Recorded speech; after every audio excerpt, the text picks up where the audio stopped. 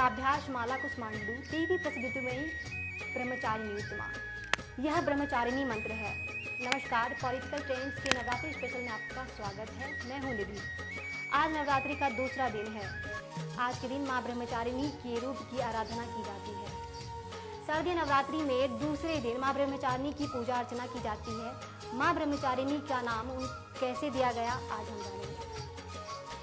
ब्रह्मा का अर्थ है तपस्या और आचरण का अर्थ है आचरण करने वाली। इसे ब्रह्मचारिणी का अर्थ हुआ तप का आचरण करने वाली। नवरात्रि में दुर्गा पूजा के 9 रूपों की पूजा उपासना की जाती है।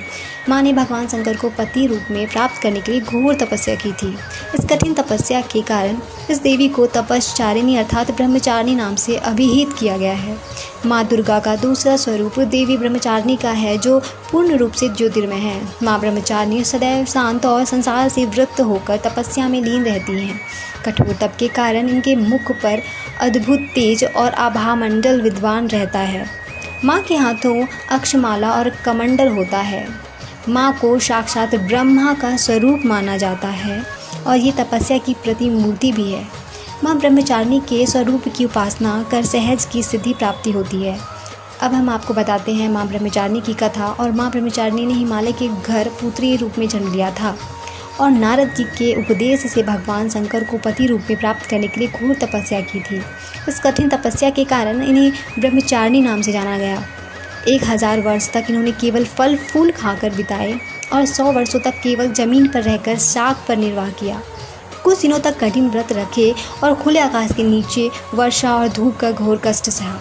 3000 वर्षों तक टूटे हुए बेलपत्र खाए और भगवान शंकर की आराधना करती रहीं। इसके बाद तो उन्होंने सूखे बेलपत्र भी खाना छोड़ दिया। कई हजार वर्षों तक निर्जल निराहार कर तपस्या करती रहीं। कठिन तपस्या के कारण देवी का शरीर एकदम क्षीण हो गया था। देवता, ऋषि, सिद्धगण, मुनि सभी ने ब्रह्मचारिणी की तपस्या को अभूतपूर्व पुण्य कृत्य बताया, सराहना की और कहा, हे देवी, आज तक किसी ने इस तरह की कठोर तपस्या नहीं की। यह आपसे ही संभव थी। आपकी मनोकामना परिपूर्ण होगी और भगवान चंद्रमौली शिव जी तुम्हें पति रूप में प्राप्त होंगे। अब तपस्या छोड़कर घर लौट आओ। जल्द ही आपके पिता आपको लेने आ रहे हैं। तो ये थी माँ ब्रह्मचारिणी की कथा। दर्शकों, हमारी ये खास पेशकश आपको कैसी लगी, हमें ज़रूर बताएं। और हाँ, कल देखना ना भूलें नवरात्र के तीसरे दिन का महत्व। हमारा ये न्यूज़ बुलेटिन आपको कैसा लगा, हमें ज़रूर बताएं। देखते रहिए पॉलिटिकल ट्रेंड्स। धन्यवाद।